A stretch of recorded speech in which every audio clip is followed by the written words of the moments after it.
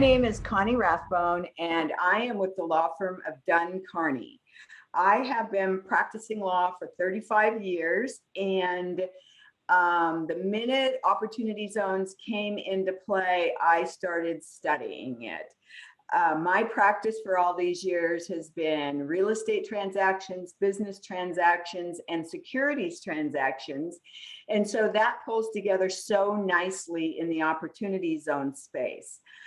Keith and I have been talking for a long time. We met at one of the opportunity zone conferences where I was speaking, and I have been committed to this area ever since it started coming out. And in fact, I created the first and largest opportunity fund securities offering in Oregon. And we are building a high rise on the east side of downtown Portland and a convention hotel in Salem, Oregon. So I do what I call happy law, which is I put together transactions and developments, and we have a good time while we're doing it. That's my philosophy of life, is to have fun with everything you're doing. So we're going to talk about opportunity zones. We're going to talk about some general provisions related to them and creating them. So the Opportunity Zone program was created to provide tax incentives to people who have capital assets, and those capital assets will be sold, capital gains achieved, and then those capital gains are invested in disadvantaged communities. And so the purpose, again, was to get people to liquidate the $6 trillion worth of gains, capital gains, that are trapped in assets that they would not sell because they didn't want to have to pay the tax on them. And so this is a program to incent the sale of capital assets and then take the gain and move it into an investment or development project. And the way you move the gain is through investing in a qualified opportunity fund. I wish that they had not used the word fund, because that has a meaning to people, and usually it means big and complicated. So one of my goals here today is to help you understand why a qualified opportunity fund and using the qualified opportunity zone program doesn't need to be big and complicated. So that's one of my elements. The breadth of this is as big or small as you want it to be. And the opportunity zone program and related issues are not creating something brand new. Okay, so let that settle in for a minute. We're not creating something brand new. For everybody that has done a real estate development, they know, or a startup business or whatever, we pick the correct entity, and then we get the investors or the owners of the entity, and then we do our business. And so since I focus most of my work in the area of real estate, I'll use that as examples, and also because we're talking about the ag business in part, and so I'll use some real estate examples there. So we want to do a qualified opportunity zone project. And let's say that there's a bunch of property that recently came into an urban growth boundary, and it is land. So the value has gone up, and also it was identified to be in a zone. And so what are we going to do with that land? Well, we're going to develop it, and we're going to use the qualified opportunity zone program to do that. And so if you are a developer for years and years and years, however long you've been doing it, you have been creating limited liability companies to own the property that is going to be developed and to develop the property. That's the same thing we're going to do here. So once again, this is not all brand new. If you had people that were going to invest or people that were going to buy membership interests, then those, because we're going to use a limited liability company, those people are members. Now, you may have some members that are actively participating in the operations of the company or the development, and people who are not. So let's say we have 5 friends that have $500,000 each, and they're going to put the money in my limited liability company, and I am going to develop the qualified opportunity zone property within the qualified opportunity fund. One of the issues is, am I creating a security? And what I mean by that is that there are certain things that are securities that we all know, stocks and bonds, things like that. Stocks in a corporation we know is a security. And there are rules related to how you can sell that. The same thing is true with respect to opportunity funds. That the key to whether something is going to be a security is an investment of money, which we're always going to have, into a common enterprise like an LLC with the expectation of profit. Okay, that's an important element. We would never invest if we weren't expecting a profit. And then the last element is the tricky one. That profit is going to be based solely or primarily on the efforts of others. So I've got these 5 friends that are going to put money into my qualified opportunity fund, and they're relying on me to make them a profit. That is a securities transaction. We'll get into a little more about what that means, but that's a securities transaction. So the way that we do these opportunity zone programs is we create a fund. And oh, by the way, that securities transaction discussion is exactly the same as it was before opportunity zones. So in order to do an opportunity zone project, we need to create an opportunity fund. And that is the limited liability company where the capital gains are going to be invested. And fund does not need to mean big. Okay, so let's say my husband and I had an apartment building, small apartment building, we sell it. We have $500,000 worth of gain, or we have $25,000 worth of gain from selling a single family residence that we had for rental. I want you to understand that this program is good for big and small. And when I'm talking about small, my husband and I, who owned this small multifamily apartment, and we're going to have $100,000 or $200,000 of capital gain when we sell it, we can create a qualified opportunity fund. In this instance, it's going to be a limited liability company, and that fund is going to get their gain, $100,000, $200,000 gain from the sale of our apartment building, and then we're going to buy property in an opportunity zone. And if we buy property that is bare land, then we can build on it whatever and whenever we want. If we're going to buy a duplex and we're going to expand it into a 4-plex, then we have some rules about how much and when you have to invest. But my point here is we're going to create a fund. We're always going to create a fund. Maybe that fund is going to have 100 investors, and maybe it's going to have 2. If there's any investors that are making their money based on the efforts of others, then it is also a security. If it is my husband and I, and we are both rowing, we're both pulling the oar, making the money, it's not a security.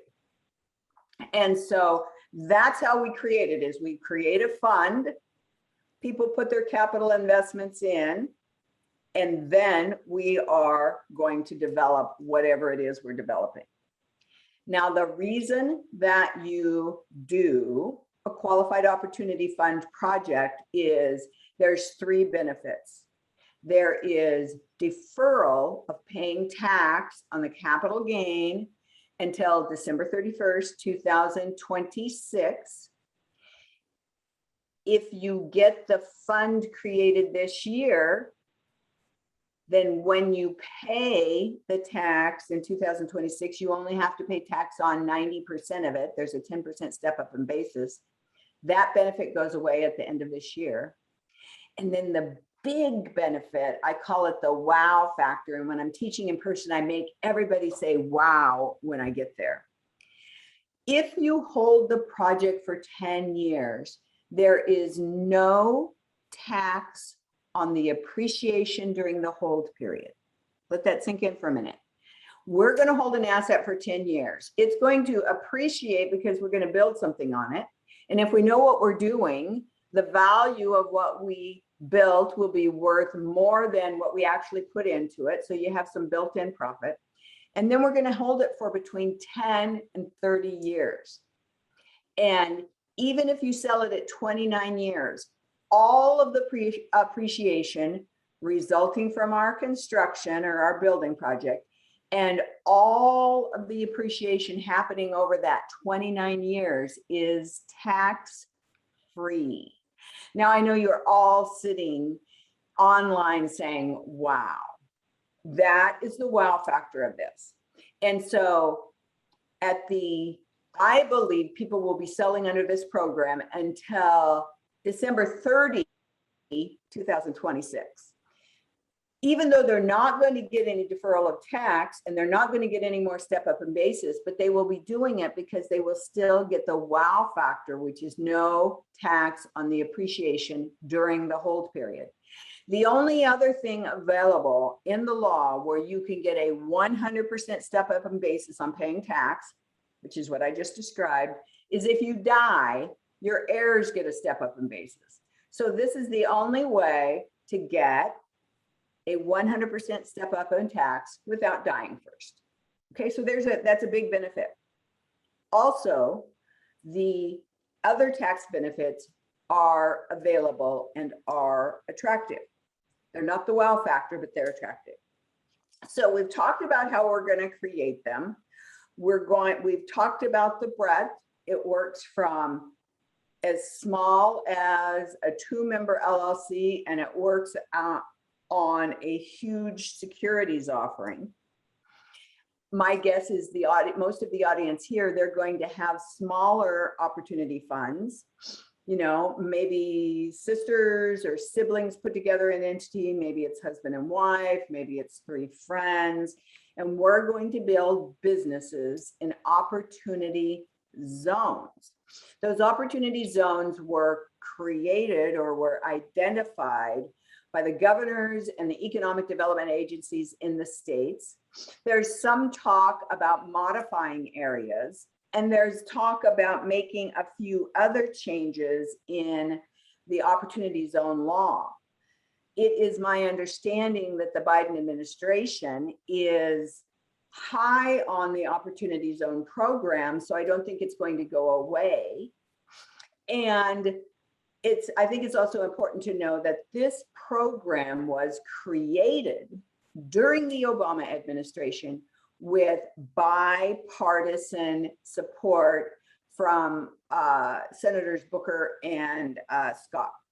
And so it's a program that was created to provide incentives for people to develop in areas that needed development.